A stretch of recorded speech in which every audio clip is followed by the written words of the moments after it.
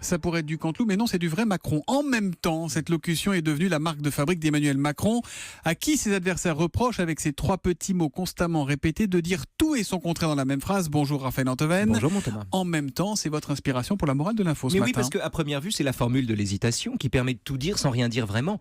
Il faut renforcer les frontières et en même temps rester fidèle à notre tradition d'accueil. Il faut préserver le nucléaire et en même temps augmenter la part du renouvelable. Il ne faut pas favoriser le CAC 40, mais en même temps, faut pas lui taper dessus. Il faut respecter le vote en faveur de l'aéroport Notre-Dame-des-Landes et en même temps négocier avec les zadistes. Bref, c'est le credo de l'indécis qui plaît à la figue sans cesser en même temps de faire la cour au raisin. Oh, c'est joli ça. Bon, comme l'a dit François Asselineau à Emmanuel Macron lors du grand débat la semaine dernière, vous êtes d'accord avec tout le monde. Eh ben voilà. En fait, tout le monde est d'accord pour faire à Emmanuel Macron le reproche d'être d'accord avec tout le monde. Alors que, en même temps, si j'ose dire, le syntagme « en même temps » n'est pas seulement le contenant malléable qui permet d'embrasser la thèse et l'antithèse, ni l'exercice de souplesse dorsale qui permet de retourner sa veste en 3 mots. Non.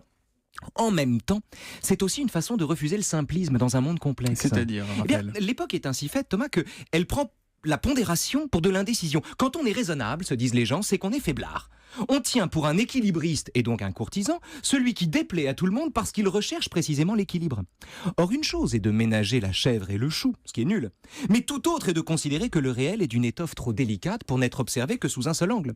Une chose est de se contredire pour plaire à tout le monde, mais tout autre est d'estimer qu'un discours univoque est inapte à saisir le monde et ses propres contradictions. D'ailleurs, qui peut dire, sous peine de sottise, que son discours est le seul qui vaille ? Donc, si je vous suis bien, il y a plus de force que d'indécision dans l'expression « en même temps ». Écoutez, en tout cas, le champion de l'en même temps, c'était Albert Camus, au moment de la guerre d'Algérie.